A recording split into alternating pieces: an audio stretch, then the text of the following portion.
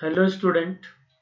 अब जो आपके साथ बात करने जा रहे हैं क्वेश्चन नंबर 8। ये भी इम्पोर्टेंट है ये question.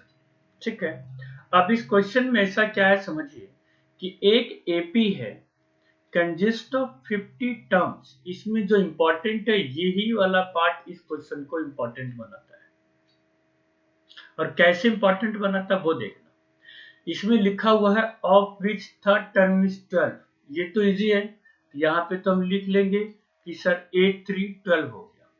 And last term is 106। अब ये लास्ट टर्म क्या, ये नहीं पता, लेकिन इसका आंसर यहां से मिलेगा कि इसमें टोटल 50 टर्म्स है। अब जब टोटल 50 टर्म्स है और लास्ट टर्म ही 106 है, इसका मतलब 50th टर्म, तो ये जो हो गया A50 इक्वल टू 106। बस यहाँ पे 50th टर्म नहीं लिखा, लिख दिया क्या, लास्ट टर्म। अब उसमें देखना पड़ेगा कि उस एपी में टोटल कितने टर्म्स हैं, तो वो टर्म्स है 50, इसीलिए लिख सकते हैं A50 इज इक्वल टू 106। ये हो गया। फाइंड द 29th टर्म, तो आपसे A29 पूछा जा रहा है। एक तो ये है। अब इसको बनाना कैसे है उसको समझिए वन बाय वन। तो A3 जो थर्ड टर्म 12 है, A3 can be written as A+2D is equal to 12। इसको इक्वेशन फर्स्ट मान लो। उसके बाद A50 जो 106 है, A50 can be written as A+49D that is equal to 106। आप इसको इक्वेशन 2 सपोज कर लो। अब क्या करना है, हमारे पास दो इक्वेशन आ चुका है from equation first and second.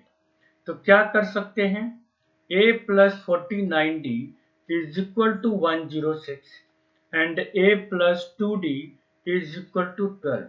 ये आ गया। साइन चेंज करेंगे, A कैंसिल, 47D 47D यहाँ पर आ गया। जब 49 में से हम 2 लेस करेंगे तो 47D, और यहाँ पर 106 में से जब हम 12 लेस करेंगे तो आएगा 94। इसका मतलब D इज इक्वल टू 94/47। क्या ऐसा कर सकते हैं कि नहीं, है ना। अब जब ऐसा कर सकते हैं तो 47 2 जा 94, D is equal to 12। D की वैल्यू भी आ चुकी है हमारे पास। अब हमें क्या निकालना है, A। फर्स्ट आंसर क्या है, तो ये जो है यहाँ पर put D in equation first. आप सेकंड में भी पुट करके निकाल सकते हैं। Okay, so A+2D is equal to 12। A हमें नहीं मालूम, 2 into D, 2 into 2 that is equal to 12।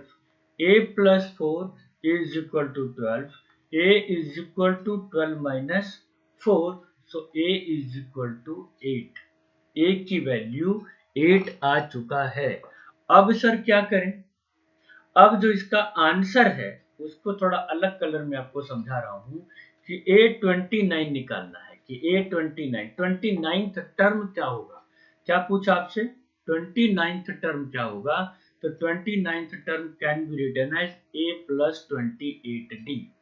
ए कितना है जी 8, 28 इंटू डी, डी कितना आया 2, सो 8 + 28 2 जा 56, और ये हो जाएगा 64।